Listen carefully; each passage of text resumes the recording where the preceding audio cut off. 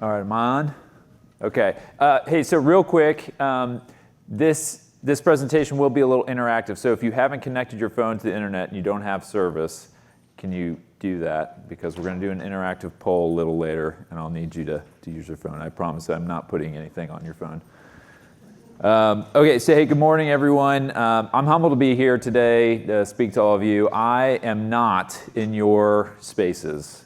I am a operations guy in the military, and I dabble with data.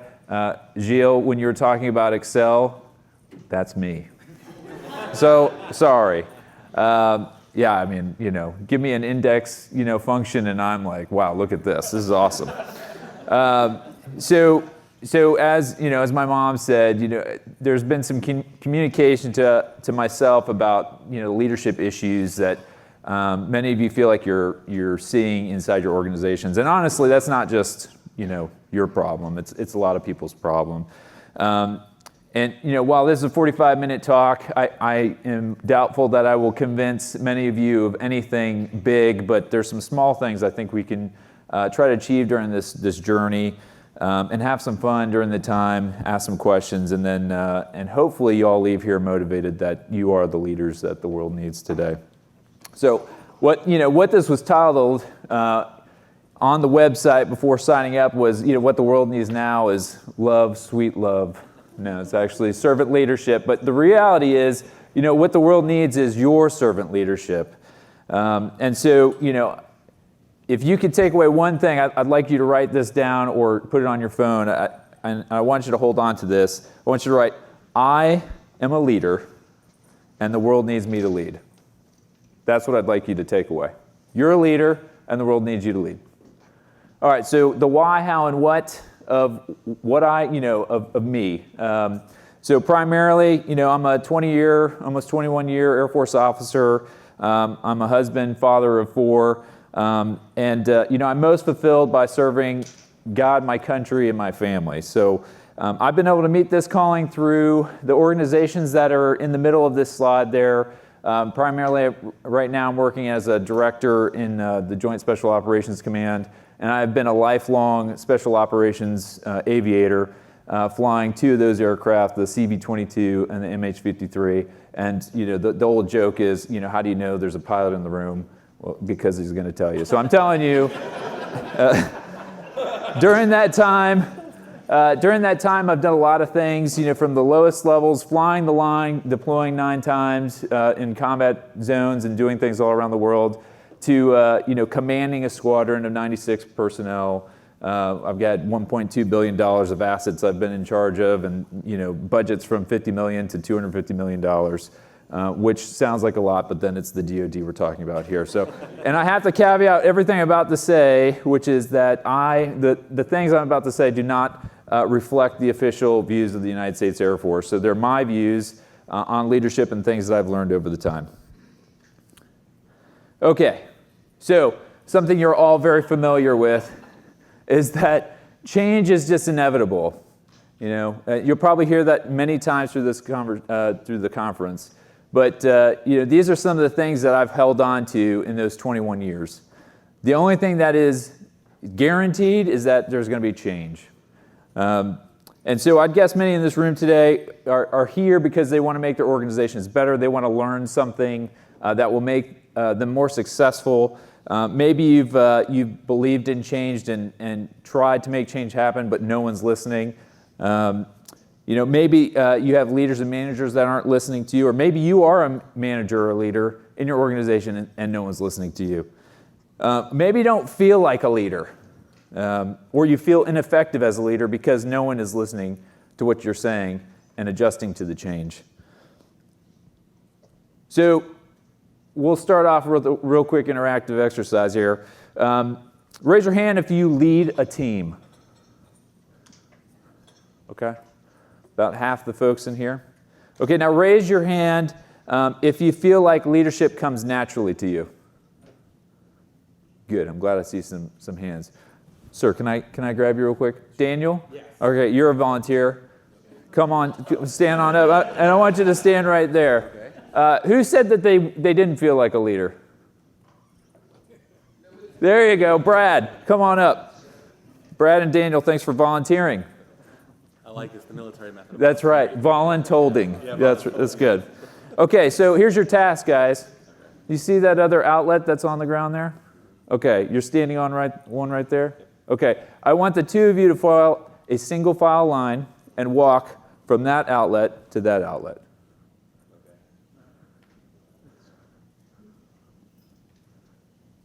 What's the trick? Something's about to happen, isn't it? Hey, great job. Hey, they did it. Let's give them a round of applause. All right, really good. Okay, here's the challenge now. Brad, you led last time, right? You were in the front? You were in the front. Okay, all right, so now, Brad, you're going to close your eyes. And Daniel, you're going to be behind him again, and you're going to do the same thing. Okay, you ready? All right. Go ahead.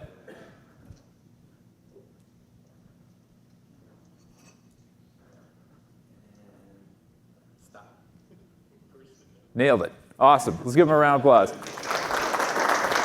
Okay, you guys can have your seats.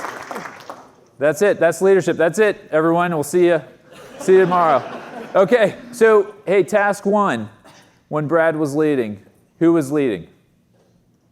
I kind of answered it, right? Brad. Okay, task two, who was leading? Dan. Dan was. Physically in space, Brad was in front, but who was leading? Dan was, from behind. Did you see what he did? Without any prompting, he put his hands on Brad's shoulder, walked him to that spot, and then counted down to the point that he got to the goal, point B. I say that because leading is a fact, it's not a feeling. Brad didn't feel like a leader. He didn't feel like he naturally was a leader, but he led, right? He walked to that outlet. He took Daniel to that spot. And Daniel, who felt like a leader, wasn't physically in the space where he was leading, but he was still leading on the way back. So if you leave with anything today, it's, again, know you're a leader. But also, you don't have to feel like a leader. Leadership is about facts. You are put into a place, not at a time of your choosing, rarely at a time of your choosing, and you're going to have to lead people. Right? It's not a designated role. It's not something you have to feel like you're doing well or be prepared for. It's just the way it is. We all played follow the leader on the playground.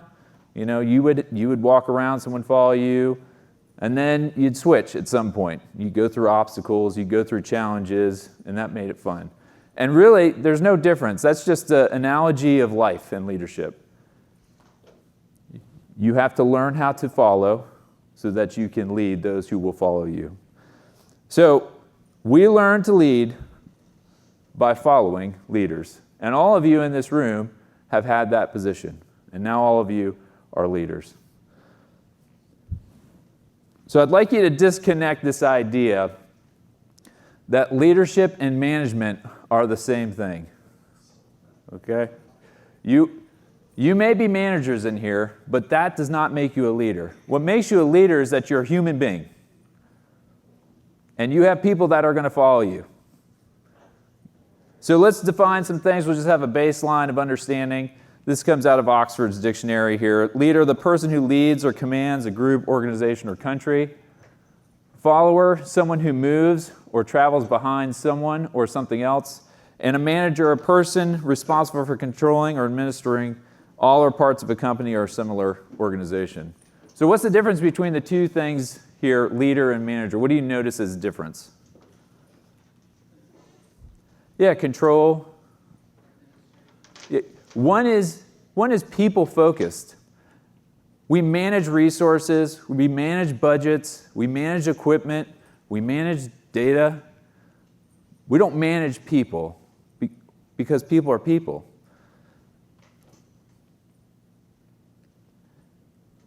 Your organizations, coworkers, and employees expect you to lead, right? Don't wait for someone to say that. It's just an expectation. They need you to lead. They're not going to ask you. Maybe they will, and that's great. But most of the time, they're not. This is an expectation for you. So in the next 20, 30 minutes or so, we're going to look at the impact of leadership and employee engagement. We're going to briefly look at the leadership followership cycle. We'll discuss the relationship of time, stress, and the performance, and what that does to character, which is going to be probably a repeated theme that you have through the next couple briefs. And then we're going to discuss some attributes of servant leadership.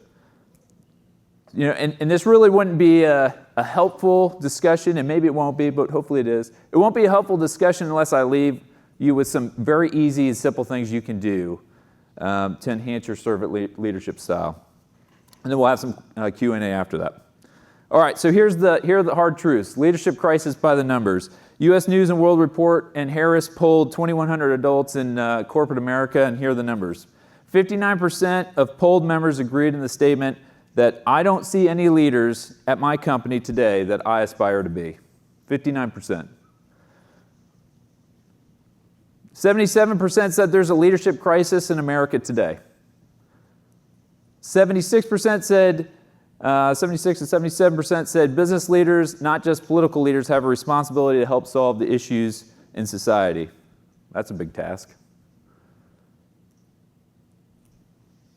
Business leaders who hold the status quo are harming their companies in the long term. And older business leaders refuse to pass the torch to the next wave of leaders. So this is what we're seeing here. I'll translate a little bit for you just so you can take it in. And maybe you feel this way too. Hey, we need leadership and we don't see it.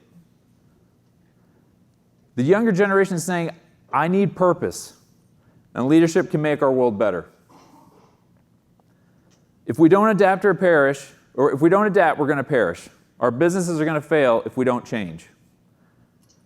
And probably the most, poignant point is I'm not trusted, I'm not developing, and no one seems to care. So what's the result of this? So what we see is that if 77% of employees report they're not engaged with good leadership, and 70% that believe that the manager has the role of leading, what is the cost? Well, the cost is that people are leaving. They're walking out. You're going to spend time and effort developing talent in your company, and without solid leadership, they're going to leave. And without solid leadership for you, you're going to leave. So this gap is huge. It costs a lot. And when we can engage our employees, and when we're engaged as people, what do we see? Well, we see absenteeism has a huge drop, 81%. And this is polled by over 2.7 million people through a Gallup poll over the past 10 years. 81% drop in absenteeism. 18% turnover decrease in high turnover organizations. Who works in a high turnover organization in here? Who has people leaving every year? A couple hands? Okay, so the rest of you are low turnover. Look at the number there. Decrease in 43% in low turnover organizations. And then the bean counters will love this, right? 23% increase in profitability. But what do we care about in this room? Probably quality, right? So look at that middle statistic there. Decrease in 41% in quality, so defects. When you're engaged as an employee and you have a sense of purpose in your company and you're led well, you're going to do things better. So what's the other part of this? Hey, HR, this is not part of the loop. People don't look and say, well, HR has to do this. HR is responsible for leading. Who's responsible? The next frontline supervisor. That's who they're looking to lead. They're looking to you. But you were trained for this, right? All the training programs, they've been great. You started off in your company, they welcomed you in, and they put you on a direct leadership path to help you know how to deal with conflict, right? I mean, we all agree with this, right? This is all the things they did really well and continue to do well. I'm being super sarcastic here. So I'm sorry, everyone's like, yeah, sure, that was great, yeah. Okay, so maybe we feel a little bit more like this. All right, I love this movie, Edge of Tomorrow. If you haven't seen it, I highly recommend it. Tom Cruise plays a major in the military, in the future, we're being attacked by aliens, as we always do, get attacked by aliens. I don't know why they want to come attack us, but he's a major. He's never stepped foot in battle. He doesn't know anything about battle, and he gets demoted to private the day of the largest assault, which is like a D-Day, on the aliens in Europe. And we're going to watch a real quick clip, because I think we may all kind of connect with his feelings here. We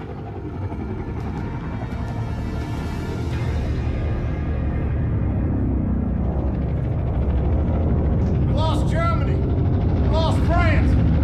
If we lose today, we won't get to fight another. I know the pressure on you is enormous. 2 minutes to drop. It's all right to be scared. Remember, there's no courage without fear. Hey! Hey, mate! I think there's something wrong with your suit. Yeah, there's a dead guy in here. Hey, watch your back out there, sir. No one else will. 1 minute! 1 minute to drop!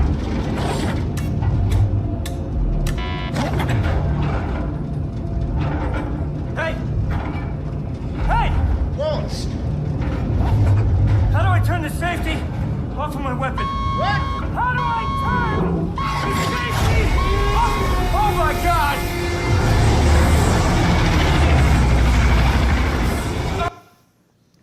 How do I turn the safety off my weapon? Who's been in that position before? Congratulations, you're the new manager. You start tomorrow. Here's your team. It's all failing. So when the floor drops out in front of you and you look down, you probably don't want to be asking yourself, how do I turn the safety off my weapon? But a lot of times the organizations we work for, they're not going to give us that training. So what do we do? In a moment of crisis like that, we're going to fall back on a couple of things. Number one, we'll fall back on our training. We'll fall back on our experience. If we have someone who has led us well in the past, then we will fall back and lead the way that we think that they led well, right? If we don't have that, which a lot of America has, not a good example, not a good experience, what are they going to fall back on? Probably on some morals, some character, some values that they have. But if those don't align with the rest of the team, then likely you're going to be landing with the safety on that you don't know how to turn off. All right? So, basic survival, that's what we'll get into. Right? We hit the ground, and it's basic survival, and a lot of flailing. And what's the cost of that on you? The cost on you is high amounts of time, high amounts of stress, and probably a lot of failure along the way. All right, so we'll do this next exercise real quick. Go ahead and get your phones out if you can. I want you to go to menti.com, menti.com. The code is on the bottom there, and we'll take about 2 minutes to let you log in and answer that question.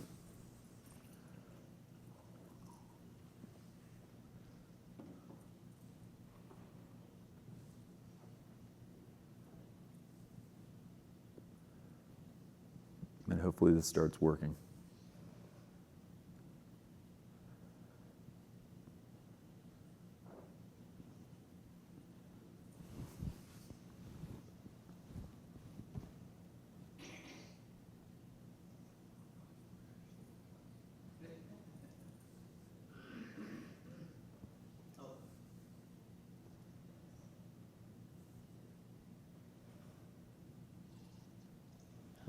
Raise your hand if you've hit submit already.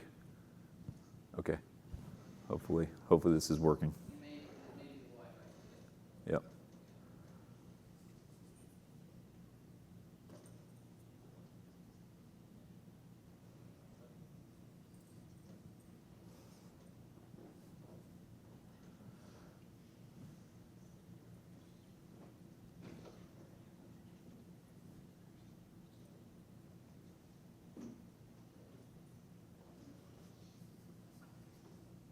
It should start populating. We'll see.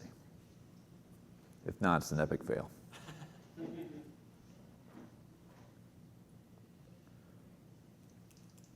You guys see anything on the back on the computer? No.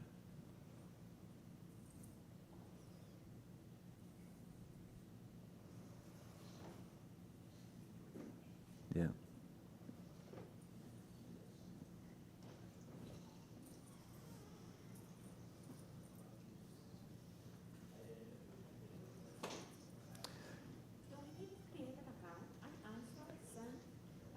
No, that's it. Yep, just write your words and then hit submit. Can you see if there's a hide results on the slide itself if you mouse over? Yep.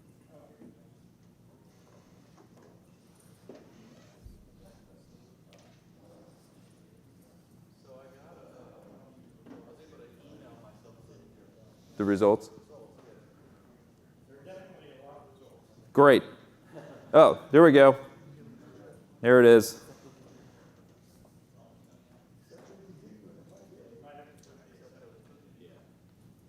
Where's that?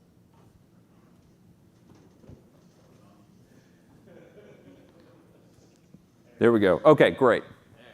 We may skip the next exercise just because that was painful. Okay. So what do we have right there in the middle? Communication. This sounds like what Gilles was talking about right at the very end. Surprising.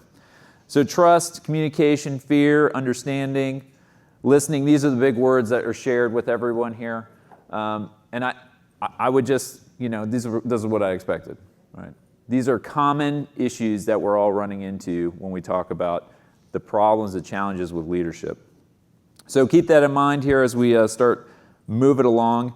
So the leadership, followership, relationship. I'm sure most of you are familiar with Maslow's hierarchy of needs. The idea here is that people get to self-actualization, which is the highest levels of performance. But in order for that to exist, they have to have a baseline of physiological needs that are met, safety needs, social esteem. And as we build that up, then we build inside people an ability to be creative, to go after the aesthetics, exploration. They build good communities and collaboration. And so, what this diagram really is trying to get after here on the left side is that leader-follower engagement cycle. You as a leader are going to have higher levels of engagement the lower the needs are of someone that you're leading. And that will result in high stress to your employee, but low time to fix. So I want to hit these items here because we're going to talk about what the impact of stress and time are on people as you lead them. So as you go up, individual and team performance increases, they start building community, you get into that moderate area of leadership. We're going to have to engage, maybe multiple times a week versus, multiple times a day. The stress on the individual kind of decreases because they have a support structure with community, and the time that you have to spend on that decreases as well. And then, as we get towards the esteem and self-actualization part here, we're going to have lower stress on the employee because they're finding their purpose and their meaning, and then lower time for you to engage on that. If you look on the right side, you kind of have the needs, belonging, and purpose, which are really answering the employee and probably your questions of the what, how, and why. What do you do, how do you do it, and why do you do it? And that's a continuous cycle. So the problem is that a lot of times we get to this self-actualization. I would argue that everyone in here is a self-actualizer. But you don't actually take care of the basics sometimes. And so the challenge as a leader in this room is to reflect on the things that you may have neglected as you try to raise others up. It's very easy for us to spend so much time thinking about the why we do things and doing things really, really exceptionally well that we forget and neglect the basics of community, eating well, exercising, finding connections. And so, this cycle is not just you get to the pyramid and you're there, right? There's always someone probably above you. There's always some position that you could achieve next. And so this is a continuous cycle. How are you taking care of yourself to get to the top of your performance? And how are you doing that with your employees as well? right? That's the cycle they're in. That's the cycle you're in. So employee engagement requires leadership engagement. You have got to engage. What happens when we compromise on leadership engagement? What happens when we fail to set pace and we fail to prioritize things for our teams? We compromise character. In 1973, two social psychologists did an experiment at Princeton Theological Seminary where they took 47 seminary students, they split them into two groups, and those two groups they gave two different levels of stress and task management and time stress issues on. Group number one, they gave two stories they had to tell. They had to talk about why, as a seminary student, what professions they think that they could do very well to a group. And then the other was, hey, we're going to have you give a real quick sermon on the, thank you, Good Samaritan. I'm totally dropping it. Yeah, the Good Samaritan story. And the other group, they did the exact same thing. The only variable that they changed was time. Okay? So if you're not familiar with the Good Samaritan story, very quickly, there's two religious leaders and there's a Samaritan. They all walk by someone who's injured on the ground, and the Good Samaritan, or the Samaritan, who is kind of the outcast of society, decides that he's going to help when the other two did not help. And then he takes him to the inn. He pays the innkeeper for his lodging and his food, and he says, hey, if you need anything, basically come back and I'll take care of this person. So it's an unexpected outcome. The two people that you would expect to do something don't do it, and the person you didn't expect to do something does do it. So the kicker to this experiment is that these two groups of students are given a task, and then one group is given no time to perform the task, and the other group is given more time to do the task. They have to physically walk from building A to building B, and in between A and B, they have someone laying down on the ground as an actor, homeless, who's pretending to be either dead, hurt, or grunting, just in pain. So the real experiment is what happens when we stress people who are supposed to give a talk about taking care of someone who is hurt to another group of people and convince them why this is the good thing that they should do. And the results are pretty staggering. So of the first group that was given more time, 60% of them offered help to the person that was in between, not knowing that that was the experiment. 60% offered help. Of the group of people that were given little time in a high-stress environment, 60% did not help. In fact, at one point during this experiment, the person that was going to go give the talk on the Good Samaritan physically walked over the person that was lying on the sidewalk. And the point of that experiment is not to say that character and values are not real. The point of the experiment is that you will have blinders on when you are high-stressed and your time is taken away. The blinders are on so much so that you will fail to see the very thing you care the most about. Arguably, these people were talking about something that was near and dear to them. All right? So what do we take away from that? Leaders have to set the pace. Leaders have to control time. And leaders need to know and understand that what they do to their people can have dire consequences on their view of themselves and the world that they live in.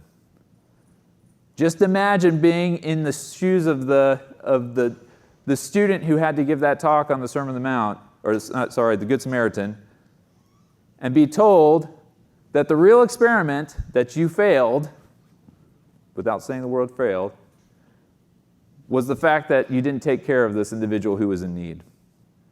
Right? This is why people leave.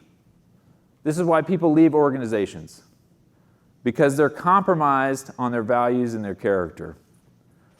No one comes to work saying to themselves, I want to be a bad employee, or comes to work and says, the only thing I care about in my life is doing this job. But as a leader, if we don't set the pace and take care of people, we will make them compromise the things that they value and care about the most. So you have got to understand that relationship as a leader. All right, so what do we do? How do we do this? How do I take care of my people and also take care of the needs of the business? Enter servant leadership. And maybe it looks a little bit like this. You've been in this place of trial and error. If you are unfamiliar with this movie, because we're going to watch a second clip, he has multiple opportunities to learn. Right? This is much later on with multiple opportunities to learn. He's on the beach.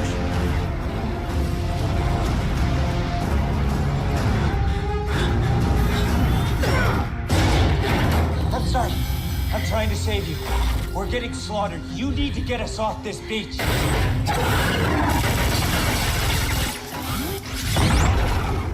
We have to go. This dropship is about to explode. We have to go now. Wait.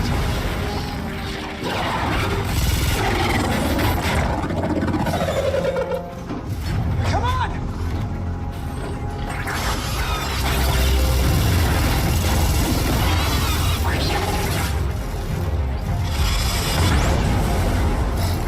Come on!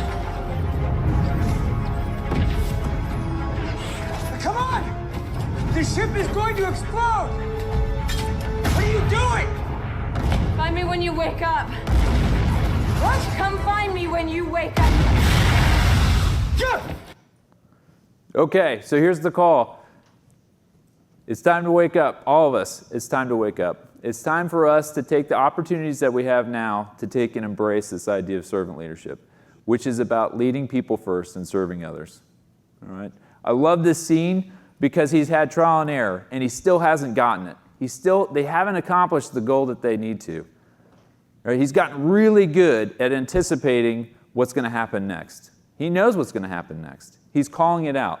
I mean, he's shooting without even looking. He's come a long way from the guy who didn't know how to turn off the safety on his weapon. Right? But he still hasn't gotten it. And it takes one other person to just say, hey, you're missing it. It's time to wake up. When you wake up, come find me. Right? So it's time to wake up. It's time for us to realize the places that we've been put in, the responsibilities we've been given, and to embrace it and to take care of our folks.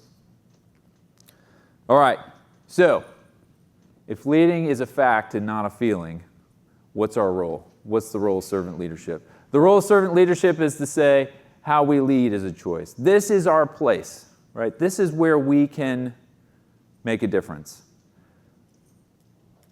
We don't have an opportunity to decide whether or not we're going to be a leader. We've discussed that. It's just a fact. It just happens. People are always watching you. There's always someone behind you that's looking to you. How you do it will matter. So, this is my best attempt. I'm going to try to relate, building analytical solutions to leadership. You can look at this. It's, look, I had to have some good help here on this one. Okay. But the process is the same. I don't want you to think about that. You start with understanding your reason for why you're doing something.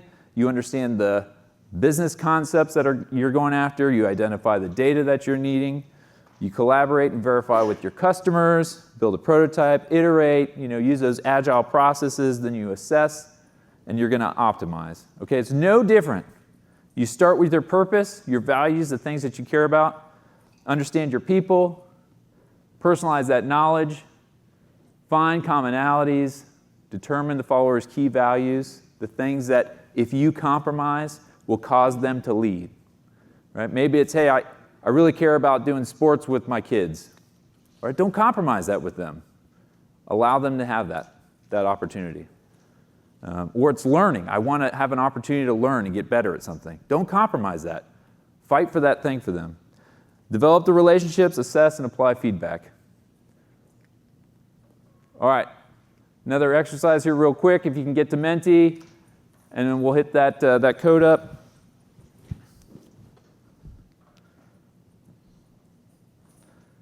And I'll give you a minute and a half.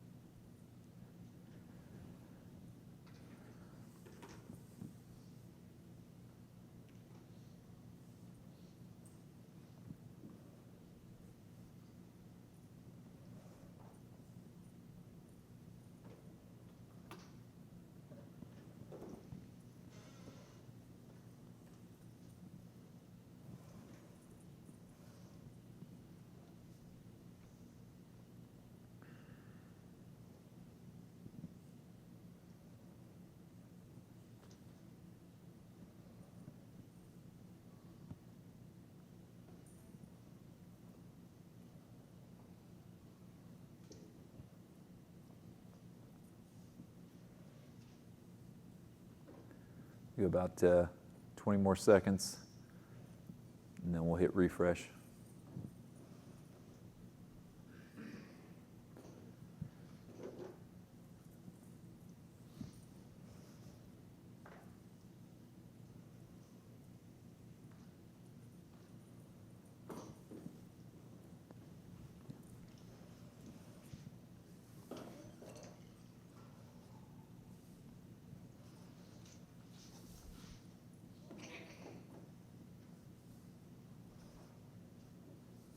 There we go.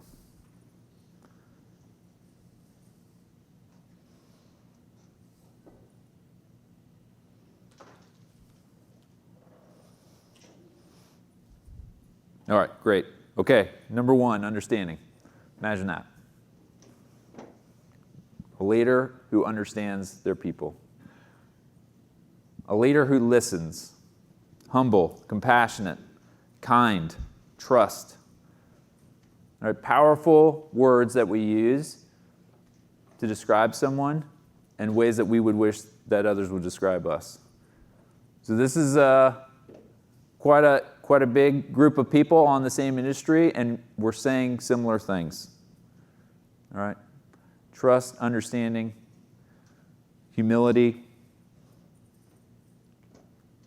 All right, so servant leadership equals empowered followers. In the military, we use an idea, concept called mission command.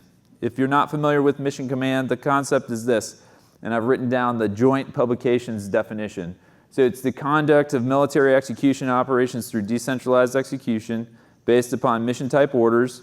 Mission command is a philosophy of command and control that empowers individuals to exercise judgment in how they carry out their assigned tasks, and it focuses on the human element in joint operations, emphasizing mutual trust, force of will, initiative, judgment, and creativity. So here's the scenario. We are probably going into the next conflict in an area where we potentially will not be able to communicate with each other like we have in previous conflicts. So what do? How do you lead people when you're not going to be able to talk to them? The concept is mission command. You give them clear, direct guidance, and you allow them to use force of will through trust to go execute, even though I can't tell them what to do when they're on the ground. Right? That sounds a lot similar to me, very similar to this idea, that individuals and interactions are more important than processes and tools. Agile principle number 5 says build projects around motivated individuals, give them environment and support they need, and trust them to get the job done. It's mission command at the project level. So what's something you can do as a servant leader? Follow that. Empower your teams. Build trust. Let them do things that will blow your mind away. All right, here's an example. In 2020, I started commanding a squadron over in Mildenhall, England, flying CB-22s, and I had a vision. My vision was, I want to take a special operations air platform and put a special operations troop onto a strategic nuclear submarine and do that at extremely long distances. Why do I want to do this? I think it's a game-changing tactic. If our challenge in the future is a range issue, and our challenge in the future is a time issue, how can I put the most elite special operations forces into a location at a time of my choosing without anyone ever knowing? If we're detecting things at long distances, how can I put that special operations troop onto a vessel that is extremely, if not impossible, to track? Well, I can't do that 10 miles off because everyone's seeing me do that. So let's combine it with the capability of a V-22 to fly 1,600 miles, infill that troop, and fly back. That's a much more difficult problem for the enemy to solve. So that's a vision. How do I make that happen? Well, I could command people to do it. I could force them to do it. But that's not really getting after what we need. I remember I gave this spiel to my boss, and I said, hey, this is the goal. This is what we're doing. And he laughed at me. He said, Rob, I think you're LARPing. If you're not familiar with LARPing, live action role play, okay, dressing up like a bunch of, whatever, knights and shooting bow and arrow at each other or something, Nerf bows and arrows. And I took aback. I was taken aback. Why don't you see how important this is? This is a gap. Why don't you get it? So how do I lead through that? Well, my job as a servant leader is to empower people to go do that, and also to go up the chain and explain over and over and over again why we needed to do this. And I'll tell you, it took about a year. And in that year, as a cover between someone saying, I don't get it, to an excited squadron who was doing this, was actually doing this, what did I have to do? I had to empower them to continue doing that.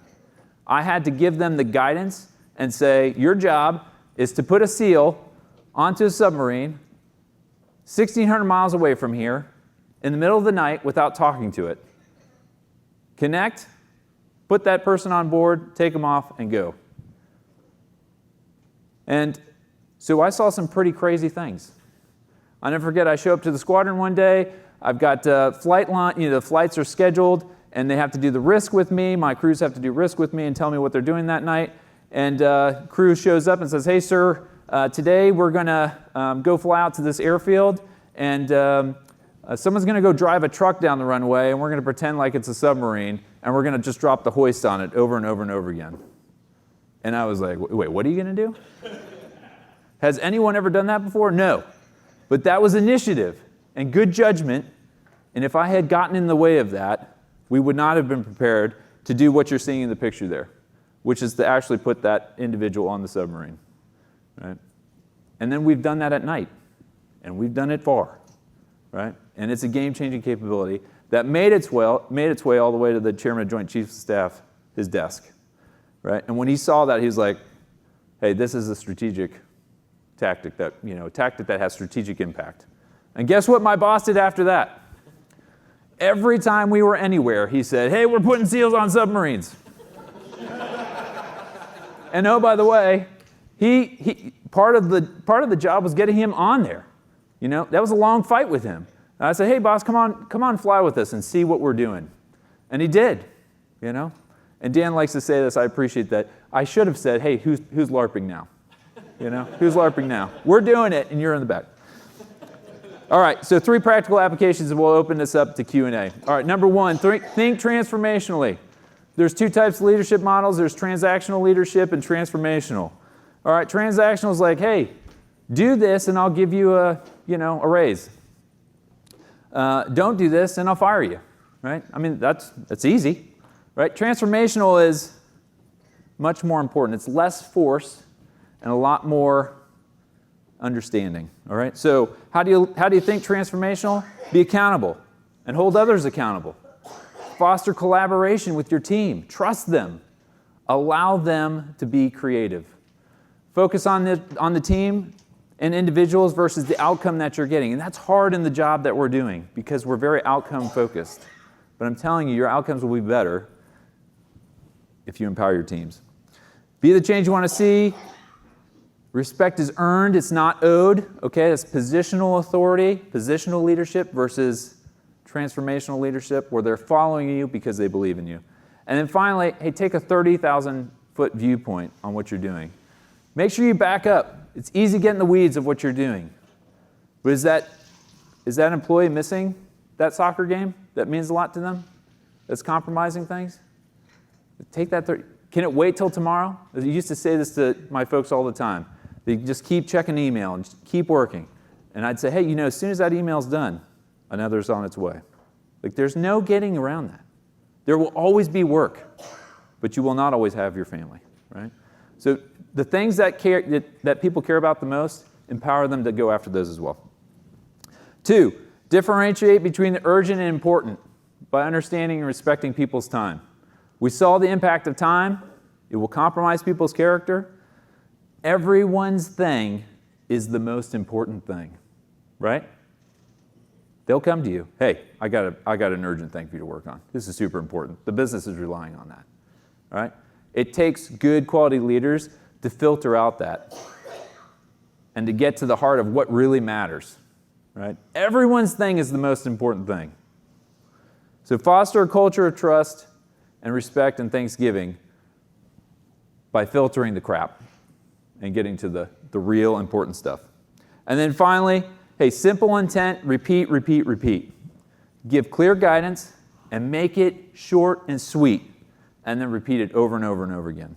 So for, in this case, throughout these slides, I'm sure you've seen on the bottom, I said be humble, be professional, be credible. Those were the 3 things I asked my folks to do over and over again, and I related everything we did to those 3 things. In this case, when I was doing an exfil, a retrograde of all forces out of Somalia, and we were the only soft platform that could go do a quick reaction force exfil of people that were in danger. Hey, I only had 3 things that I repeated over and over and over again. Execute the mission safely, 100% accountability of all people, and everyone comes home. And I nested that with my higher headquarters. You can do the same thing in organizations, but repeat it over and over and over again, no matter what you're doing. Make it the mantra. All right, so that's what I have. I have 3 challenges for you. While you get an opportunity to hear others and reflect on the leadership that you want to bring to your organizations as you go out and lead boldly. Number 1, reflect and set conditions. Take some time this week, think about how you've done things and how you want to lead, and make some commitments. Set a vision and an intent, 3 simple words, and hold yourself to that and start repeating it. See what happens. Number 2, create a culture of thanksgiving. Thank one person in your organization by writing a note. It's just a simple exercise, a simple note. It does not have to be well thought out, does not need to take a lot of time.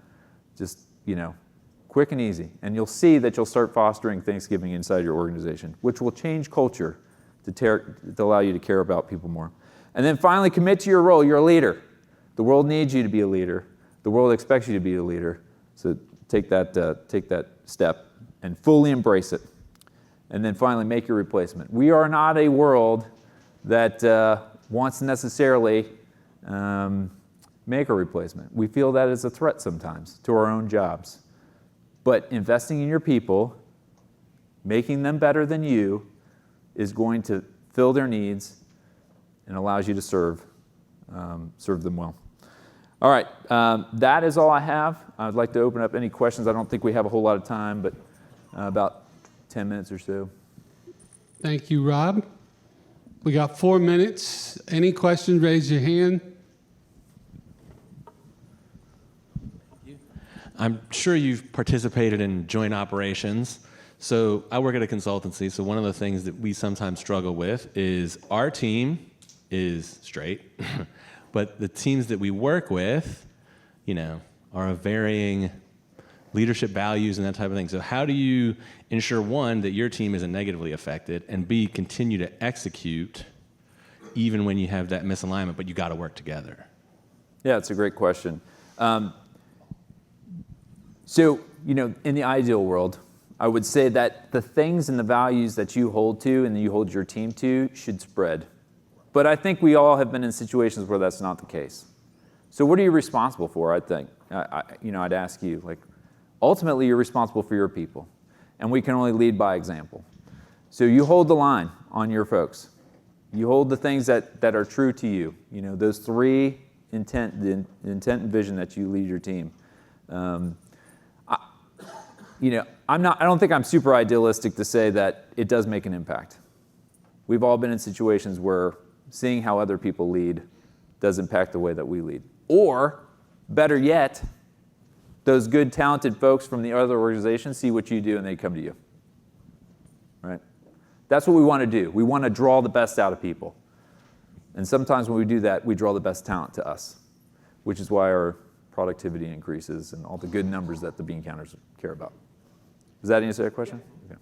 We got time for 1 more. Thanks, Mom.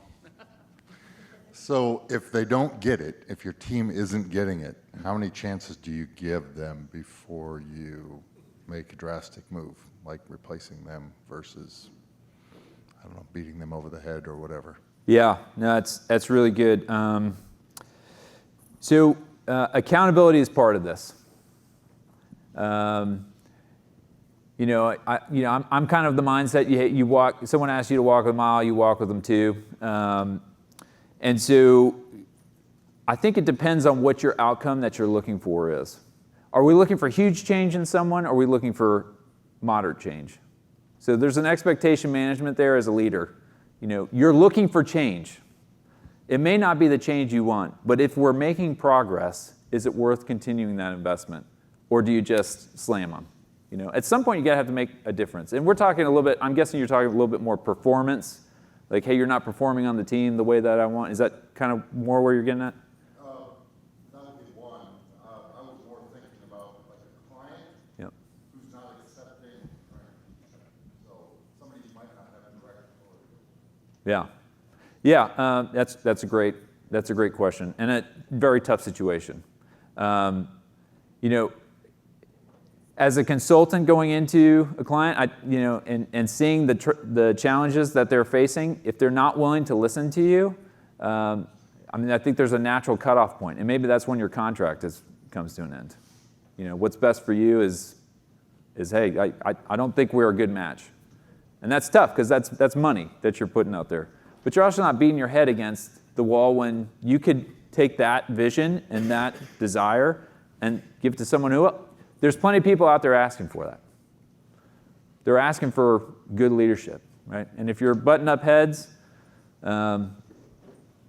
it's tough. Sometimes you have to what?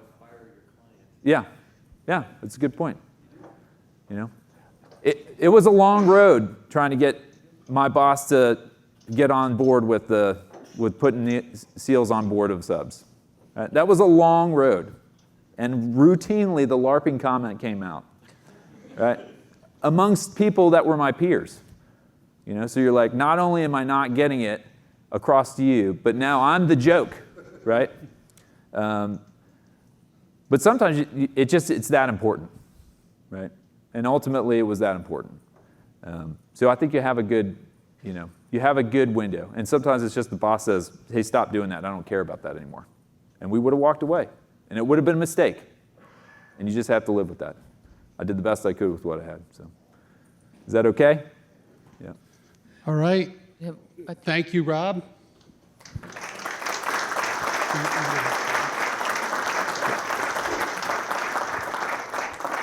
Just a few notes. Exfil means exfiltration, in case you don't speak military. Sorry. Infill means infiltration. That means to put in, okay?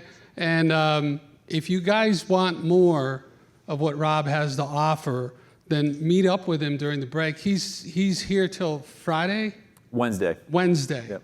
So definitely talk with him. This is the first of its kind of a presentation like this at our conference.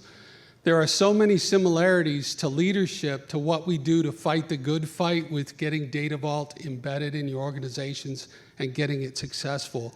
I can't count the similarities that he brought up here. So definitely talk to him about that. Talk with Cindy about that. If you need military translation speak, she can do that for you. But thank you very much. 5 minutes for the next speaker.